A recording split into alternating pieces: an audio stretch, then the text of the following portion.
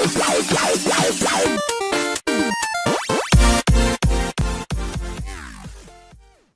साथीहरु, नेपालमा help YouTube च्यानलमा तपाईहरुलाई स्वागत छ। आजको यस भिडियोमा मैले तपाईहरुलाई डबल रोल भिडियो कसरी बनाउन सकिन्छ भन्ने बारेमा जानकारी गराउने छु। यदि तपाईहरु पनि डबल रोल अथवा 2 वा 3 वटा रोल भएको भिडियो बनाउन चाहनुहुन्छ भने यो भिडियोलाई अन्तिमसम्म हेर्दिनु होला। त्यो जान्नुभन्दा पहिले तपाईहरुसँग एक रिक्वेस्ट गर्न चाहन्छु, यदि तपाईहरु नेपालमा हेल्प युट्युब च्यानलमा पहिलो पटक आउनु भएको छ अथवा च्यानललाई सब्स्क्राइब गर्नु भएको छैन भने भिडियोमा रहेको रातो सब्स्क्राइब बटन यहाँ गएर सब्स्क्राइब गरिदिनु होला र बेल आइकनलाई पनि अन गरिदिनु होला, ताकि मैले अपलोड गरेको भिडियोहरु मोबाइल टेक्नोलोजी र इन्टरनेट सम्बन्धी जानकारीका भिडियोहरुको जानकारी तपाईहरुले नोटिफिकेसनको माध्यमबाट तुरन्त पाउन सक्नुहुन्छ, त्यो पनि सबभन्दा पहिले। आउनुहोस् डबल रोल भिडियो अथवा ट्रिपल रोल, चौबल रोल भिडियो कसरी बनाउन सकिन्छ भन्ने बारेमा तपाईहरुलाई म यहाँ यस मोबाइल स्क्रिनमा सिकाउने छु। सबभन्दा पहिले तपाईहरुले आफ्नो मोबाइलमा चाहिँ गुगल प्ले स्टोरबाट क्यान मास्टर एप्लिकेसन डाउनलोड गर्नुहोस्। मैले पहिले एप्लिकेसन डाउनलोड गरेको छु। यहाँ तपाईहरुले गुगल प्ले स्टोरमा जानुहोस्।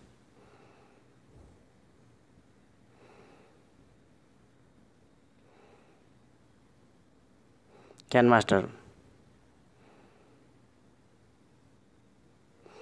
मास्टरको तपाईले यहाँ देख्न सक्नुहुन्छ प्रो भिडियो एडिटर हो यो। मैले पहिले नै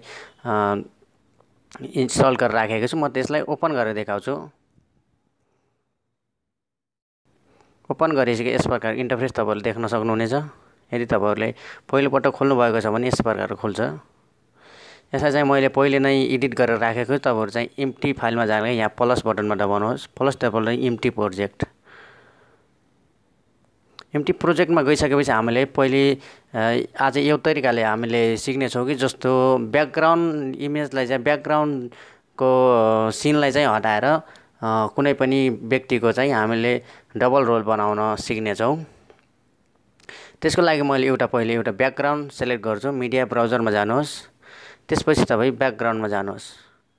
ब्याकग्राउन्ड गइसकेपछि म चाहिँ तपाईहरुलाई सेटो व्हाइट ब्याकग्राउन्डमा सिलेक्ट गर्छु। यसलाई म घुम्चाउँछु, लामो बनाउँछु अनि यसमा चाहिँ हामीले कुन तरिकाले बनाउँछौं भनेपछि कुनै पनि व्यक्तिले मैले भनिसकिहाले व्यक्तिको ब्याकग्राउन्डलाई चाहिँ चेन्ज गरेर हामीले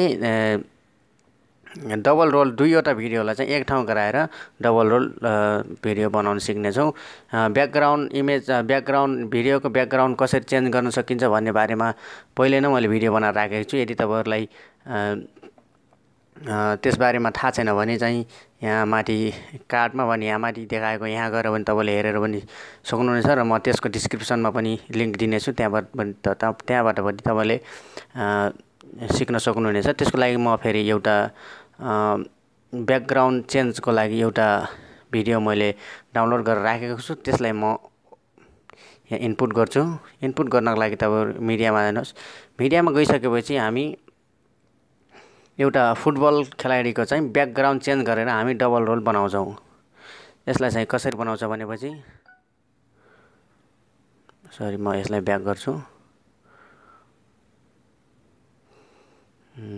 यसलाई चाहिँ हामी इनपुट गर्छौं। इनपुट गरिसकेपछि यस प्रकारको तपाईले यसलाई खिच्काएर सेट गर्नुहोस्। सेट गरिसकेपछि हामी यसलाई प्ले गरेर हेर्छौं। यस प्रकार देख्न सक्नुहुन्छ ग्रीन स्क्रिन छ। ग्रीन स्क्रिनमा तपाईहरुले भिडियो चाहिँ सुट गर्नुपर्ने हुन्छ। यदि कुनै पनि ब्याकग्राउन्ड चेन्ज गर्नुहुन्छ, डबल रोल बनाउन चाहनुहुन्छ भने चाहिँ तपाईहरुले ग्रीन स्क्रिन चाहिँ युज गर्नुपर्ने हुन्छ, ताकि हामीले ब्याकग्राउन्ड चाहिँ सजिलैसँग हामीले रिमुभ गर्न सकौं। त्यसकारणले मैले एउटा ब्याकग्राउन्ड भएको फुटबल प्लेयरको एउटा भिडियोलाई मैले इनपुट गरेको छु। यसलाई चाहिँ हामी रिमुभ गर्छौं। रिमुभ गर्नको लागि हामी भिडियोलाई क्लिक गर्छौं। भिडियोलाई क्लिक गरिसकेपछि हामी यहाँ क्रोमा की अन गरिसकेपछि यसलाई इनेबल गर्छौं। इनेबल गरिसकेपछि हामीले यस प्रकार पाउँछौं। तपाईले यहाँ यसलाई चाहिँ प्ले गरेर हेर्नुहोस्। यसरी नै यो सिंगल रोल भयो। अब यसै भिडियोलाई चाहिँ हामीले डबल रोल बनाउँछौं। डबल रोल भिडियो बनाउनको लागि फेरि हामीले सेम प्रोसेस अर्को एउटा भिडियोलाई त्यही सेम भिडियोलाई म इनपुट गर्छु। फेरि अब चाहिँ यस प्रकारको खुल्छ हैन। यसलाई चाहिँ यो साइडमा उपल्लोलाई चाहिँ यता साइडमा गराउँछौँ। अनि यसलाई पनि सेम प्रोसेस जो तल्लो भिडियो थियो यसलाई चाहिँ क्लिक गर्छौँ। क्लिक गरिसकेपछि यसलाई चाहिँ क्रोमा की, यसमा सेम प्रोसेस क्रोमा की, यसमा चाहिँ ग्रीन स्क्रिनलाई चाहिँ हामीले रिमुभ गरेर चाहिँ इनेबल गर्छौँ। यसलाई इनेबल गरिसकेपछि यसको पनि ब्याकग्राउन्ड पुरै तरहसँग हटिसकेको छ।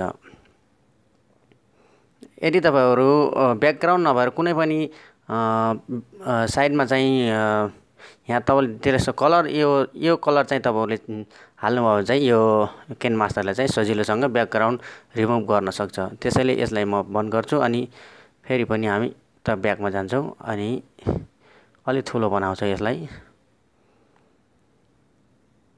यसरी तपाईहरुले दुईवटा भिडियोलाई चाहिँ एउटै स्क्रिनमा सजिलैसँग देख्न सक्नुहुन्छ। अब हेर्नुहोस्,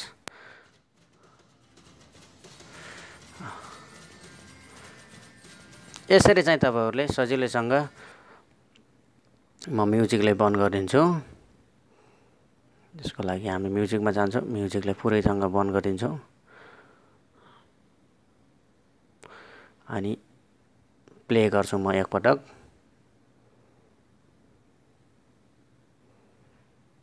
सरी, यसलाई चाहिँ प्ले गर्छौँ।